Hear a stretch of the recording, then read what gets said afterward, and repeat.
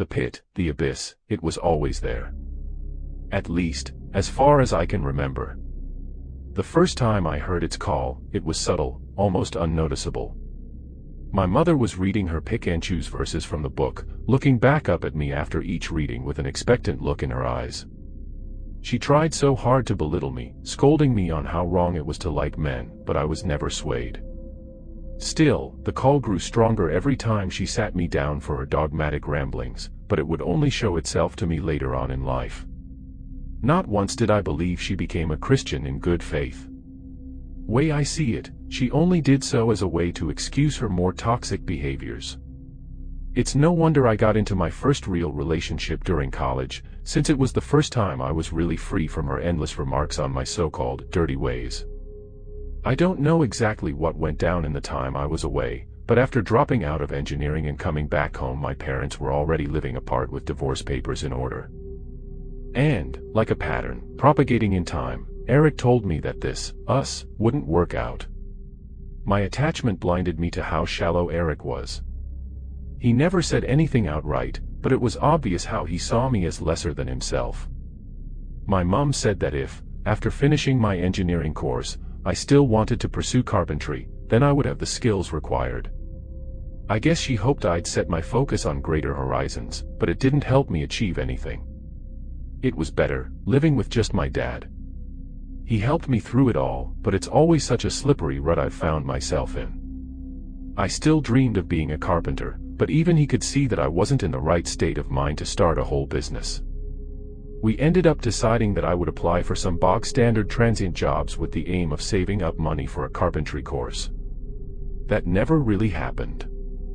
At 19, I started working at an office, spreadsheets, emails, that kind of stuff. 4 years later, Dad first started showing signs of early onset dementia. At 54. It's such a hopeless feeling to watch your father degenerate into a confused mess, and looking back I think it would have been better if he was struck by a heart attack. After 2 more years, I was up one raise and down everything else. It was January when the pit first revealed itself to me, a late weekend night of remote overtime, the only way I could afford the ever-rocketing living costs. The work was harsh, mind-numbing, and I kept having to go back to fix mistakes, over and over, my tired mind fucking it up, as it always did. My feet were cold to the point where I could barely feel them, even when I tried moving and wiggling my toes around. I knew I was moving my feet, but there was no feeling. I looked down to see that, where the navy carpet had been, sat a circular hole in the floor. Almost perfect, but not. A gaping pit, walls of masterfully carved black stone, that descended into thick blankets of darkness. I forcefully pushed myself away from the desk, tumbling off my chair, then crawled over to the edge of the hole. As I peered over the crevice, the only sound was a low breeze. A cold earthen breath I imagined blowing throughout the tunnels of a cave. You know that feeling? The call of the void. The subtle tug toward one step into nothing. I felt it. Only, the rejection of the idea that usually followed just wasn't there. It didn't scare me, only continued to pull me in. Gazing down into it, the knots in my stomach, pulled tight by the ears, came loose. An unrestrained warmth took over my body as the pit seemed to strip away the weight on my heart, accepting the burden for itself. Before the thought of toppling into the abyss took over entirely, my phone buzzed on the desk, breaking my trance. It was Eric. Eric. What's up, man? Why are you calling so stop with the messages, Porter? I get you're sad and all, but can you, take it somewhere else? I'm with someone else now and I don't want you stirring up any shit. I looked up to the shelves above my desk for a moment. At the picture I had of Eric and myself at college. It was pathetic, years had passed but I still couldn't let go. Hello. Tell me you understand. I brought myself back and replied, yeah. Sorry, Eric. Just hoped we might be able to stay friends at least. Well, not if you go on like this. Thanks, I guess. He hung up, leaving me standing there like an idiot. Well, that I was. The silence that replaced his voice rang in my ears, mocking me, and when I looked back down to the floor, the hole was gone. It left an emptiness in my chest that could only be made whole again by looking down into the dark abyss. The gentle breeze from the pit followed me. I heard it inside, outside, day or night, sometimes loud and present, other times so distant I thought it was just the wind. Not really an earworm, though, it felt more like a reminder, making sure I didn't forget about the tunnel. Later that week I was in for work.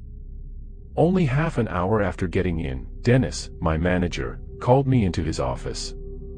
Some bullshit about underperforming. I wasn't really listening, to be honest.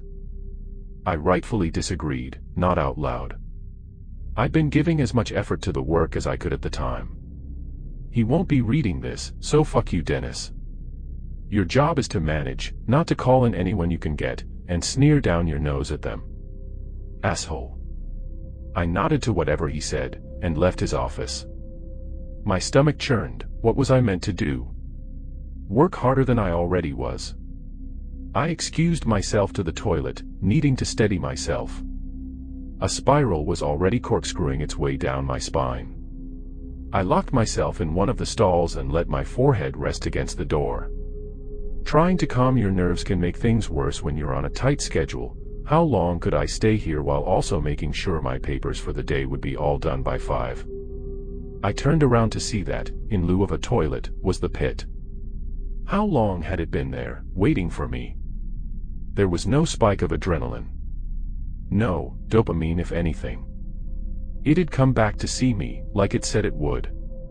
The fluorescent buzz began to fade away as I fell to the floor, and so did the smell of floor cleaner and poorly masked piss.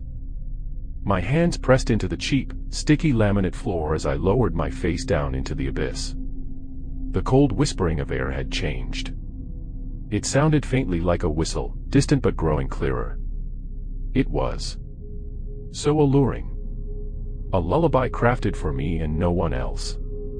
My arms reached down into the hole, pulling me further and further in. The darkness extended deep, deep down. I was on the 5th floor, yet I could see no end to its depth. In that thick, heavy shadow, something moved upwards.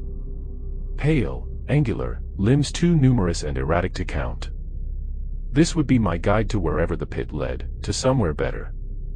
Peace and tranquility. Sharon is a misunderstood fellow, he only wishes to lead the dead to where they belong.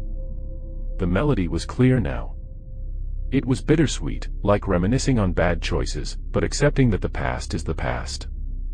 The words to the tune came from my own mind, and I found myself whispering, "One step, into the dark, light hides just beyond, no one will know, even dear old Pa, here is the peace for which you long." It was right. Who would know, and who would care? My mom, wherever she is, would likely be indifferent, and my dad would soon forget all about me. I clearly wasn't a valuable asset to the company either, and Eric would be happy to never hear from me again. As the blurry thing in the pit grew closer, the song grew louder, all else falling away. The gentle breeze whipped up into a gale-force tempest of cold air that seemed to wrap around me like tendrils and pull me in further. I reached out my hand to meet my guide halfway, when the ear-splitting bang of the bathroom door jolted me back to reality. Did I really want this? Was it really better on the other side? Whatever the thing was, approaching rapidly, I didn't want to know. I didn't want to meet it. "Porter, you in here? Boss says the papers need to be done and signed by 4, so hurry the fuck up, yeah." I arched my head back to the stall door and replied, "Yeah Jim, just a minute." Indigestion. The door slammed again, leaving me alone. When I looked back down, I flinched as my head bumped into the toilet bowl, coming off slightly wet from the residue. No pit, nothing. I returned to my desk, and saw upon checking my email a message without any named sender. "Come back," that's all it said. The song played over and over in my head while I stared at those 2 words. Out of my lips tumbled, "I will," and I clicked off the email. I tried blocking the sender, more out of curiosity than anything, but there was no sender to block. I managed to finish my workload for the rest of the day and handed it in on time, with no particular gratitude from Dennis or anyone else. No surprise there. I paid Dad a visit that weekend, at the hospice. When I entered his room, he was staring listlessly out the window while some old songs fit for a gramophone played from the old radio beside him. "Hey, Dad." His head rolled around to look at me side on. "Oh, hello there. What time is it?" I could tell he was only trying to be polite, that he didn't really know who was talking to him, and changing the subject for that reason. "It's 2:45. How are you feeling today? I brought you some custard creams." He turned around some more to look at me, down at my hands, and then back up with a smile. "These are my favorite, how'd you know?" The corners of my brow fell and I brought a hand up to block a potential tear. It's me, Porter. I'm your son." I don't." The look of confusion on his face told me all I needed to know. I'd been able to remind him who I was before, but now it was no use. I was all but lost to him. Was he even aware he had a son? I don't know. There was desperation in his eyes, but the dementia won over. I didn't say anything more. I pulled up a chair next to him and sat, following his gaze out the window to nothing in particular. At least I could give him some company, even if he had no idea who I was. Looking through the smudge-covered glass, I could hear that melody, whistling in my ears, and I knew it called to me again. What do you do when it seems the only direction you can go is off the edge of a cliff? I asked. Wait. Look around, far and wide, to see if there's a bridge across. If there's no bridge, then you better set about building one. Doesn't have to be rigid neither, just strong enough for one crossing. The lucidity in his answer shocked me for a moment, and I understood what he meant, but I also couldn't grasp why he'd still think that, when he was so lost and hollow like this. What if the bridge collapses halfway across? Bridge. I sighed. Never mind. I stood, pulled the chair back to the corner, and left Dad with his biscuits. Was that it? Had he forgotten all about me? The questions weren't answered as I walked out of the room. They say you die a second time, when your name is spoken for the last time. If I died that night, I'd have already died twice. Not figuring in the people at work, because fuck them. Dad wouldn't be any the wiser, and Mum wouldn't care. Nor Eric. My sleeve was damp by the time I got home, wiping away tears so I could actually see the road. I don't know why I cared anymore. Perhaps I didn't want anyone else to get hurt. I unlocked my front door and went into the house. A cold and empty place that I called home. My whole body ached with anguish as I climbed my way up the dark staircase. I couldn't sleep, of course. Why would I be able to? A good night's rest wouldn't make Dad better. It wouldn't make Eric come back, and it wouldn't help me become a carpenter. I couldn't even cobble the pieces of my life back together, let alone wooden joists or ply sheets. Slumped in the chair at my desk, I looked up at the shelves above. There was a framed picture of an 8-year-old me with my dad, doing some DIY carpentry on a doorframe, and on the shelf above, a picture of me and Eric at a college party. I loathed the sight of them. They were nothing but painful reminders of what I'd already lost. It was all gone.